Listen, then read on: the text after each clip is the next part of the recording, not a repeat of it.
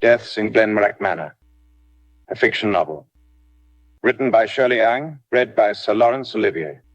This audiobook was narrated using synthetic voice technology provided by 11 Labs. Chapter 20. It was early morning at Glenmorach Manor, right before dawn began to light up the hills. A thick fog wrapped around the ground, and the air smelled faintly of damp wood and soil from last night's rain, lingering on the cobblestones. Still tired after a restless night, Robert Wallace walked through the dark toward his family winery. His footsteps were soft against the cold stone floors as he made his way down to the wine cellar. The wine cellar was a chilly, musty space where shadows seemed to linger even after sunrise. As he reached the heavy iron-bound door, the silence around him felt heavier than usual. The usual sound of servants and workers was missing. And while Robert often found peace in the quiet, something about this stillness felt unsettling. The door creaked as he opened it, revealing a narrow staircase leading down to the stone foundation. The smell of aged oak barrels and damp earth hit him as he descended, the cold biting into his bones and making his breath sharp and shallow. He reached for every lantern hung on the wall and lit the wicks to illuminate the surrounding area in the cellar. The flame from the lanterns was casting flickering shadows along the stone walls. The cellar stretched out before him. Rows upon rows of bottles, the rich, dark wine of Glenmorach Manor, waiting to be tested. The silence in the cellar was unnerving, punctuated only by the occasional drip of water from the stone walls. Robert walked further in, his boots echoing against the stone. The wall lantern light casting an uneven glow over the racks of wine. He adjusted the collar of his jacket, his breath fogging in the cool air.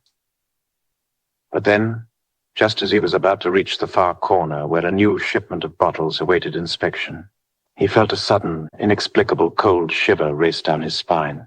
It was as though the air itself had thickened, turned denser, darker. He stopped in his tracks. His heart seemed to beat louder in his chest. The hairs on the back of his neck prickled. He could feel something or someone watching him. Before he could even turn around, he heard the softest sound, a whisper of movement behind him, too faint to catch clearly. It felt like the shadows had come to life, closing in and wrapping around him. Robert spun around, his heart racing in his chest. But all he could see was the flickering light from the wall lanterns, casting distorted shapes on the walls. He stepped back, his breath catching. Something was off. He could feel it deep down, a gut instinct warning him of danger. And then, out of nowhere, the darkness struck. A sharp pain hit the back of his head, like a heavy blow, and a wave of blinding agony consumed him. For a moment, Robert couldn't think. The pain was overwhelming, and his mind felt foggy and scattered. His legs gave out, and he collapsed onto the cold stone floor. Warm, sticky blood pooled under his head, clinging to his skin. The world around him spun, a blur of lights, shapes, and sensations that made no sense. His vision dimmed, the edges turning black as if the air itself was closing in. Through the haze, he caught a fleeting glimpse of movement in the dark. A tall figure, blurry and almost merging with the shadows, stood there. It was too unclear to see any features, but there was no doubt. It was someone.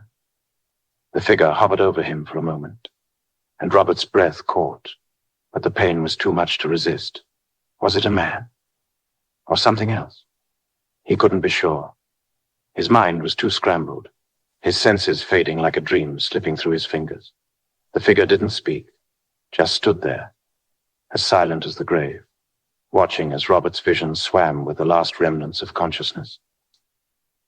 And then, as quickly as the pain had come, it all went black. The eerie quiet of the cellar returned, heavy and oppressive, as the shadowy figure disappeared into the depths of the darkness.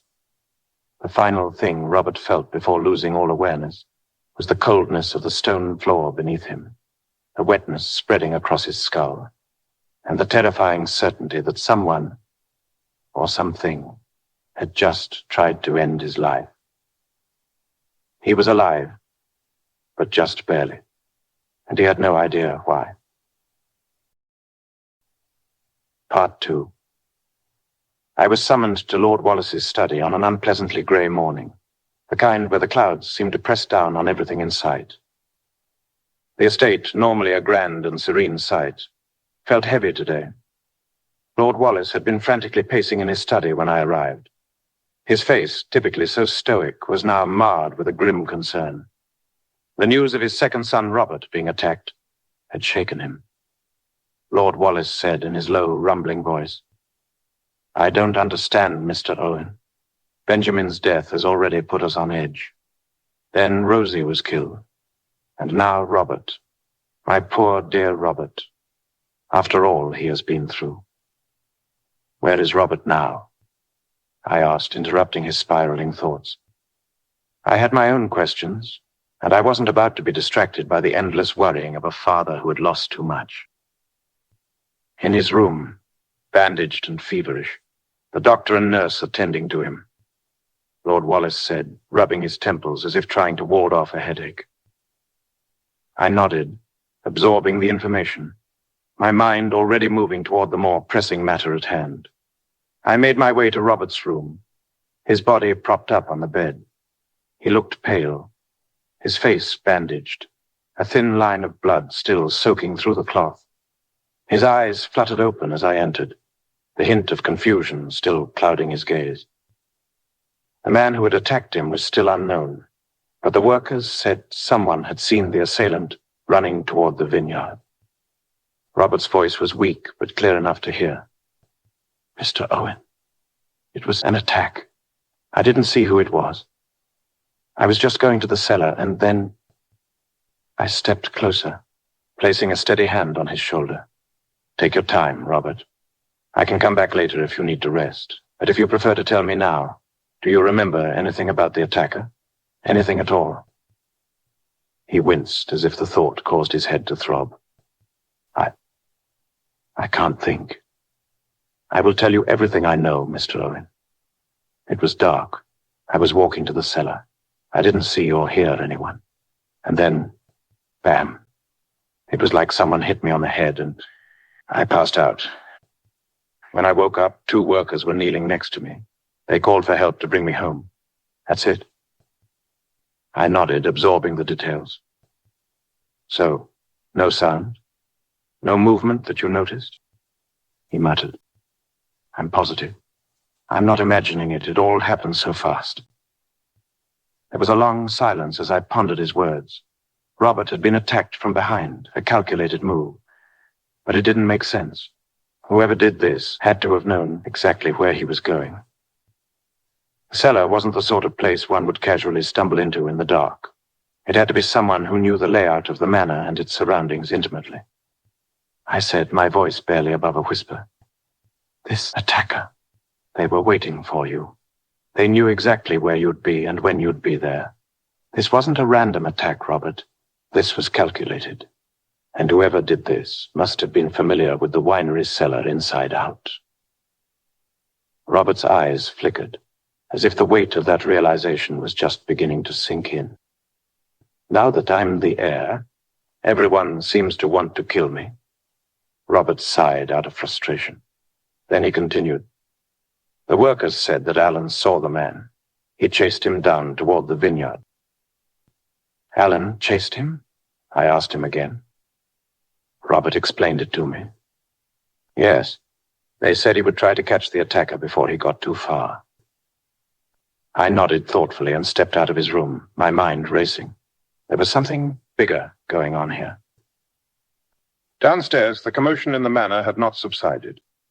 Anthony Wallace had been conspicuously absent for more than 24 hours, and nobody knew his whereabouts. And now he was missing entirely. Lady Lucy had reported her son missing to Lord Wallace early that morning. But when they'd sent a maid to inquire among the workers at the vineyard, the only thing returned was a frustrating lack of answers. It was as if Anthony had vanished into thin air.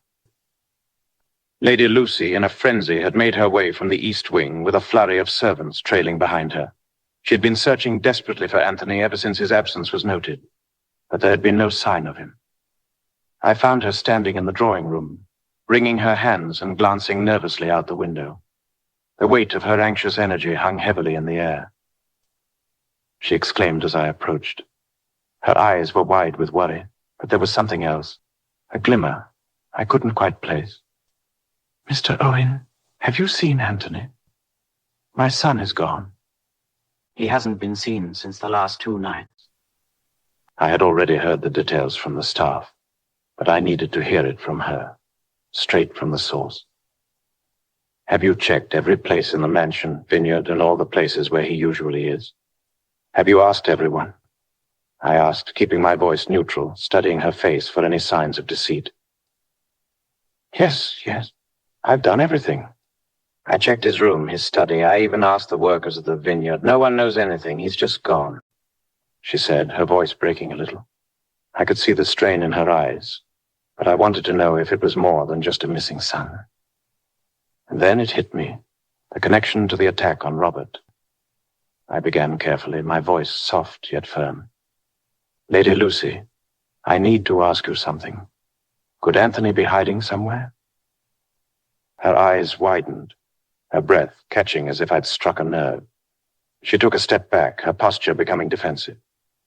"What are you insinuating, Mr. Owen?" "I'm not insinuating anything, but it is strange that your son suddenly disappeared just as your nephew just got attacked. Wouldn't you agree?"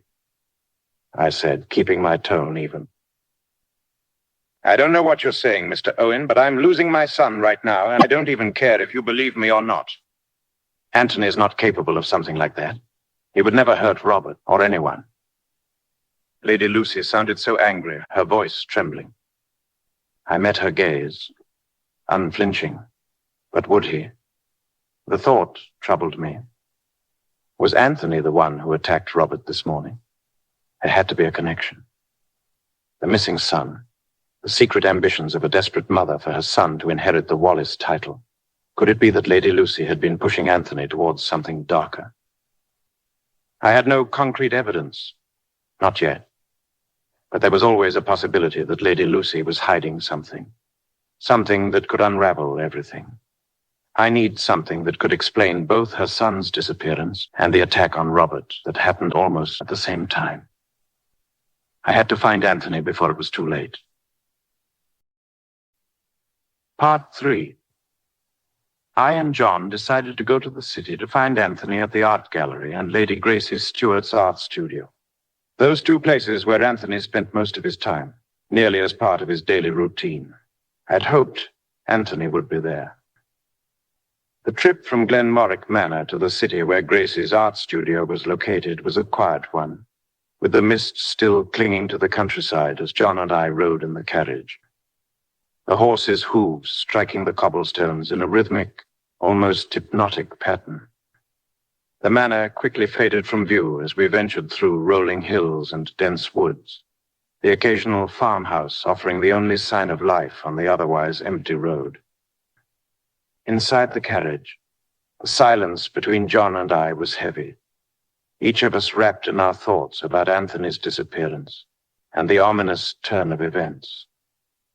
As we neared the city, the once tranquil countryside gave way to the hustle and bustle of urban life, the sharp contrast making the urgency of our task even clearer.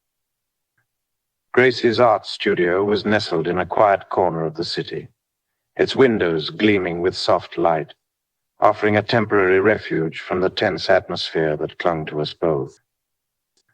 The mystery of Anthony's disappearance had consumed my thoughts and energy, at least on the surface, and I had my own suspicions. "Anything new on your end, mate?" John asked, his voice low, almost drowned by the sounds of distant birds and the rustling of leaves in the wind. His tone betrayed a mix of concern and curiosity. I replied, glancing at him. "I'm still putting the pieces together, John, but something doesn't sit right. Everything points to one thing. Someone close to the manor is involved.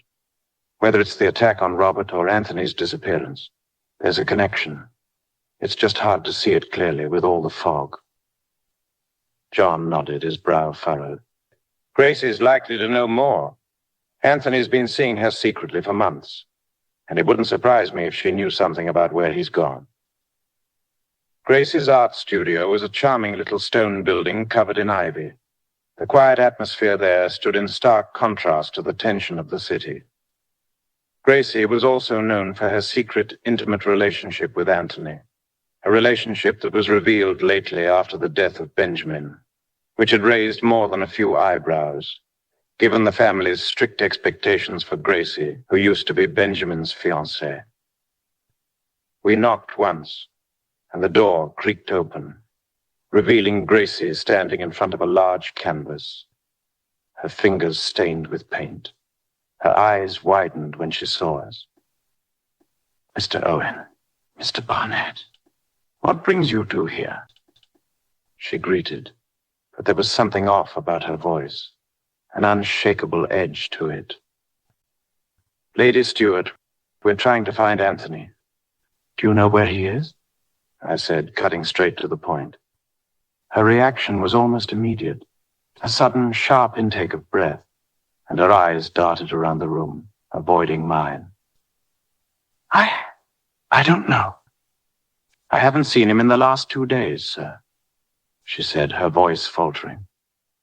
John and I exchanged a glance, and I could see him measuring her every word, weighing the possibility that she might be hiding something. You're sure you haven't heard from him? You didn't know he was missing? Gracie shifted uncomfortably, wiping her hands on a rag. What? Is Anthony missing? Since when? She asked me, shocked, her voice trembling as though she were choking. But I told you the truth, sir. I haven't seen him. I don't know where he is. Otherwise, Her answer was pause. John interrupted her, his voice almost accusing. You'd what, Lady Stewart? Please, don't make this more difficult than it needs to be. We need the truth. Gracie's expression faltered, and for a moment it seemed like she was about to say something more. But instead, she turned and gestured helplessly to the room. I don't know anything, Mr. Barnett, I swear. I'm just as confused as you are. I stood there for a moment, watching her carefully. I didn't believe her completely. There was something in her tone, something that didn't quite add up, but I had no solid evidence to push her further. Not yet. Finally, I said, while exhaling slowly, All right, my lady, but if you do hear from him, or if you remembered anything at all, please let us know. Good day, Lady Stewart, I said while tipping my hat and nodding respectfully as John did the same. And then we left.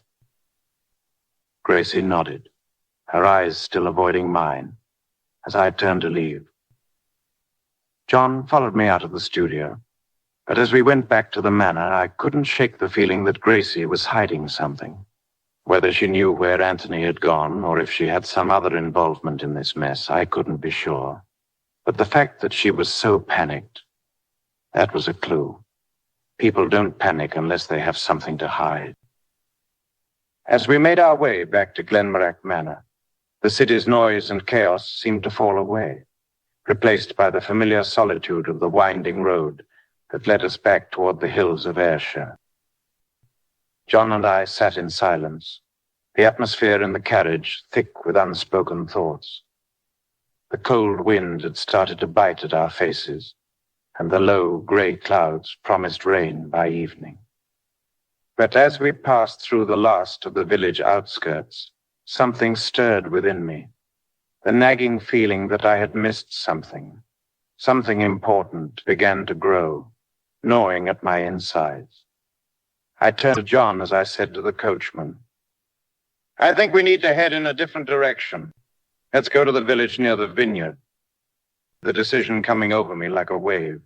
John raised an eyebrow, but said nothing, only nodding in agreement as the coachman changed course. The path took us deeper into the rolling hills, and the further we ventured, the more isolated the surroundings became. The village we arrived in was stunning, like something out of an old painting. A cluster of stone cottages dotted the green hillside, their chimneys curling with smoke that mingled with the fog. The view was breathtaking, a sweeping panorama of the hills and valleys below, the sunlight casting golden fingers through the low-hanging clouds. But despite its beauty, there was a distinct sense of seclusion at the place. The village, though picturesque, was remote, its houses spread far apart, and the air seemed thinner here, untouched by the busy world beyond. As we continued through the winding lanes, I noticed how few people were around. The roads were deserted, save for the occasional passer-by hurrying into their homes. There was something almost eerie about it. The quiet was too perfect, as though time itself had slowed. It felt as if we were stepping back into another world. We went on, approaching the edge of the village where the ground was met by a dense cope of trees. A small, worn house stood there, tucked away from the other houses, its roof drooping as though it had been left alone for years, its stone walls crumbling in spots. There was an eerie silence about it, and it was the only house for miles cut off from the village. The overgrown garden, once well kept, had long since surrendered to nature, the untamed greenery creeping over the low stone walls and spilling out onto the narrow path leading to the front door. John and I exchanged a glance, the unease between us palpable as we approached the house. The closer we got, the more I noticed something that made my heart skip a beat. I just couldn't believe what I saw.